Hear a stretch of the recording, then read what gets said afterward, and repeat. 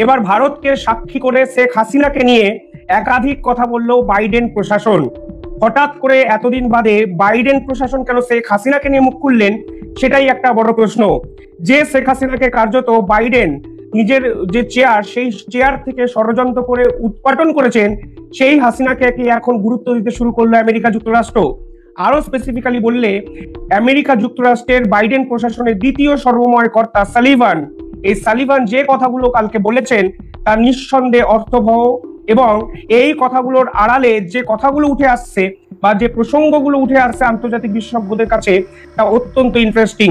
কালকে আমেরিকা ভারত এবং বাংলাদেশকে নিয়ে দুটো প্রেস কনফারেন্স করে, একটি করেছেন সালিভান, অন্যটি করেছে আমেরিকা যুক্তরাষ্ট্রের যে নিরাপত্তা বিষয়ক উপদেষ্টা সেই এরিক গার্সেটি। এই দুজনেই কিন্তু ভারত এবং আমেরিকা এবং বাংলাদেশকে কেন্দ্র করে আগামী যে রূপরেখা তৈরি হচ্ছে, জিওপলিটিক্যাল রূপরেখা তৈরি হচ্ছে, সে বিষয়ে কিছু কথাবার্তা বলেন।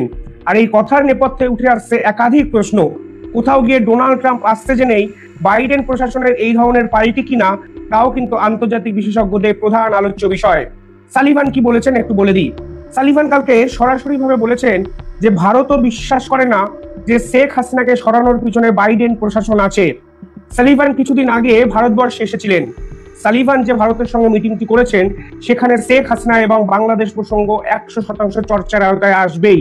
কারণ জো বাইডেন যে ভুল কর্মগুলো আগামী গত 3-4 বছরে করে গেছেন, সেইগুলো রেকটিফিকেশন করার চেষ্টা করছেন দক্ষিণ এশিয়ার পলিটিক্সের সাপেক্ষে। কারণ উনি জানেন ডোনাল্ড ট্রাম্প ক্ষমতায় এসে সেই পুরনো কাসুন্দি যদি ঘাটতে তিনি শুরু করেন, তাহলে নিঃসন্দেহে জো বাইডেন কিন্তু বড় বিপাকে পড়তে পারেন। আর ডোনাল্ড ট্রাম্পের মতো যে উনি আনপ্রেডিক্টেবল প্রেসিডেন্ট, উনি কি করবেন তা নিজেই হয়তো জানেন না 5 মিনিট আগে। ঠিক সেখানে যদি প্রতিহিংসা পরায়ণ রাজনীতি করতে গিয়ে জো বাইডেনের প্রত্যেকটা পোল খুলতে শুরু করেন, তাহলে কিন্তু সব থেকে বড় বিপাকে পড়তে পারেন জো বাইডেন। সেখানেই কিন্তু সালিভানকে ভারত সফরে পাঠানো, এবং সালিভানকে ভারত সফরে পাঠানো ঠিক আগের দিন মোহাম্মদ ইউনুসকে ফোন করে কার্যত হুমকি এবং হুঁশিয়ারি দেওয়া। কি কথা হয়েছে তা অলরেডি প্রেস কনফারেন্স করে বাইডেন জানিয়ে দিয়েছে। হঠাৎ করে জো বাইডেন মোহাম্মদ ইউনুসের উপর রেগে কেন গেলেন, এই প্রশ্নই তো তুলতে শুরু করে দিচ্ছিলেন আন্তর্জাতিক বিশেষজ্ঞরা। আমিও সেদিন বলেছিলাম 100% এটা শশাঙ্ক রিডেমশনের মতো সিনেমাটার মতো নিজের মুক্তির পথ খুঁজতে চাইছেন জো বাইডেন। কালকে সালিভান কি বলেছেন? সালিভান বলেছেন ভারতের উচ্চপদস্থ অফিসিয়ালরাও বিশ্বাস করে না শেখ হাসিনাকে সরানোর পিছনে আমেরিকার যুক্তরাষ্ট্র আছে। এবার প্রথমে সালিভান কেন এই কথাটা বললেন আপনারা বোঝার চেষ্টা করুন।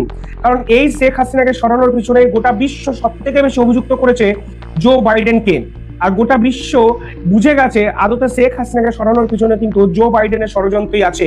এখন জো বাইডেন বিপাকে পড়ে ভারতকে সাক্ষী করে এ ধরনের কথাবার্তা বলতে চাইছেন।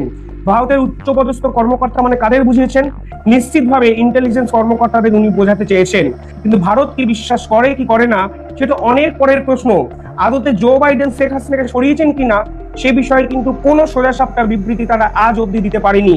উল্টে বাংলাদেশকে দিনের পর দিন মোহাম্মদ ইউনুস আরো স্পেসিফিক্যালি বললে যেভাবে আমেরিকা যুক্তরাষ্ট্র সাহায্য করেছে, এটা যে গভীর ষড়যন্ত্র এবং চক্রান্ত ছিল তা কিন্তু আন্তর্জাতিক মহল আজকে সুস্পষ্টভাবে বুঝতে শুরু করে দিয়েছে। শুধু সালিভান যে এটা বলেছেন তাই নয়, তবে গার্সেটি কি বলেছে জানেন? গার্সেটি বলেছে বাংলাদেশের পরবর্তী নির্বাচন করতে সাহায্য করবে ভারত এবং আমেরিকা। আর এখানেই প্রশ্ন, বাংলাদেশটা একটা স্বাধীন রাষ্ট্র, এখানে ভারত কেন বাংলাদেশের নির্বাচন করতে সাহায্য করবে?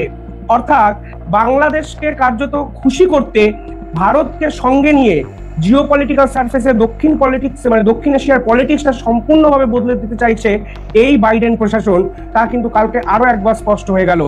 গার্সেটির কথাগুলো একটু আপনাদের বলতে চাই, তাহলে আপনারাও বুঝবেন হঠাৎ করে বাংলাদেশকে নিয়ে এত তৎপর কেন হয়ে গেল বাইডেন প্রশাসন, এবং বাংলাদেশের রাজনীতি বদলানোর জন্য নতুন সমীকরণ তৈরি করতে চাইছে বাইডেন প্রশাসন, তাও আবার ভারতকে সঙ্গে নিয়ে। পরিষ্কারভাবে ভারত এবং আমেরিকা দুজন মিলে বাংলাদেশের রাজনীতি বদলে দেবে, এ কথাই কালকে আবার বলেছেন আমেরিকার এই গার্সেটি। তিনি কি বলেছেন? তিনি বলেছেন আমরা সবাই চাই একটি স্থিতিশীল, সমৃদ্ধ এবং সহনশীল বাংলাদেশ, এবং এ লক্ষ্যেই ভারত এবং যুক্তরাষ্ট্র একে অপরের সঙ্গে আরো ঘনিষ্ঠভাবে কাজ করবে। অর্থাৎ সালিভান যে কথাগুলো বলেছেন, এইখানে কথাগুলো 180 ডিগ্রি বদলে যাচ্ছে। সালিভান বলেছিলেন ভারত বিশ্বাসই করে না হাসিনাকে সরানোর জন্য আমেরিকা যুক্তরাষ্ট্র দায়ী, আর এখানে এরা বলেছেন ভারতকে সঙ্গে নিয়েই আমরা বাংলাদেশকে বদলে দেব। অর্থাৎ সালিভানের বিশ্বাস আদতে ভারত কি বিশ্বাস করে সেটা উনি ভাবছেন না। ভারত জানে এর পিছনে আমেরিকা আছে, কিন্তু এখন ভারতকে তেল মারার জন্য এখন সব জায়গায় বাইডেন প্রশাসন ভারতকে নিয়ে আসার চেষ্টা করছেন। কারণ এরাও জানে ডোনাল্ড ট্রাম্পের সঙ্গে ভারতের যে সম্পর্ক, তাতে কিন্তু সব থেকে বড় বিপাকে পড়বে বাইডেন। তাই এখন বাংলাদেশের রাজনীতির স্থিতিশীলতা ফিরিয়ে আনার জন্য বাইডেন প্রশাসন ভারতকে আহ্বান জানাচ্ছেন। একদম অফিসিয়াল স্টেটমেন্ট, আপনারা যে কোনো নিউজ পোর্টালে পেয়ে যেতে পারেন। হঠাৎ করে ভারতকে নিয়ে এই ধরনের স্টেটমেন্ট অন্তত আমেরিকার থেকে আন্তর্জাতিক মহল আশা করেছিল নাকি আমি অন্তত জানি না। গাসসেটি আরো কি বলেন? গাসসেটি বলেন, আমাদের জাতীয় নিরাপত্তা উপদেষ্টারা গত সপ্তাহে একটি বৈঠক করেছিলেন এবং সেখানে বাংলাদেশ ছিল আলোচ্য বিষয়। যারা ভিডিওতে কমেন্ট করেছিলেন সত্যি বাংলাদেশকে নিয়ে আলোচনা করছে তো সালিভান এবং অজিত দোভাল, এই হলো আমেরিকার অফিসিয়াল স্টেটমেন্ট, যেখানে এরা নিজেরাও বলছেন তারা বাংলাদেশকে নিয়ে আলোচনা করেছেন। আমরা কিভাবে বাংলাদেশকে সব থেকে বেশি সাহায্য করতে পারি, দ্রুত নির্বাচন আয়োজন করতে পারি এবং সবার নিরাপত্তা নিশ্চিত করতে পারি, সেটাই ছিল প্রধান আলোচ্য বিষয়। রাজনৈতিক পরিস্থিতি এবং শাসন ব্যবস্থা পরিবর্তন নিয়ে আলোচনা করতে চেয়েছেন গাসসেটি। আরো তিনি বলেছেন, শাসন ব্যবস্থা পরিবর্তন করা একটু কঠিন হয়ে পড়ে, তবে এটিকে যদি বিশ্ব সম্প্রদায় গ্রহণ করতে পারে তাহলে একটি ইতিবাচক পদক্ষেপ নেওয়া যেতে পারে। মানে আরো এরকম অনেক কথা গাসসেটি কালকে বলেছেন, যেখানে আপনারা যদি দেখেন তাহলে দেখতে পাবেন এক সাংবাদিক টুইট করে বলেছিলেন 2025-এ মোহাম্মদ ইউনূস দেশ ছেড়ে চলে যেতে চাইবেন, তখন উনি বলবেন তার শারীরিক অবস্থা অত্যন্ত ভঙ্গুর হয়ে যাচ্ছে। অর্থাৎ বাংলাদেশের রাজনৈতিক অবস্থা এতটাই খারাপ জায়গায় যাবে যে মোহাম্মদ ইউনূস আর বাংলাদেশকে কন্ট্রোল করার জায়গায় থাকবে না। আর এই সালিভানের সাথে ভারতের এই মিটিং নিঃসন্দেহে সেই মোহাম্মদ ইউনূসকে সেফ প্যাসেজ দেওয়ার জন্য বলে অনেকে মনে করতে শুরু করে দিয়েছেন। এই দুই প্রেস কনফারেন্স নিঃসন্দেহে তাৎপর্যপূর্ণ। এবং শেখ হাসিনার বিরুদ্ধে আমেরিকার রাগটা কি ছিল আপনারা বুঝুন। শেখ হাসিনা কিন্তু বাংলাদেশের সেন্ট মার্টিন দ্বীপটা ডোনাল্ড ট্রাম্পকে তুলে দিতে চায়নি। তার জন্য শেখ হাসিনার বিরুদ্ধে আমেরিকা কিন্তু তীব্রভাবে বিভিন্ন ক্ষেত্রে প্রতিবাদ করেছিলেন।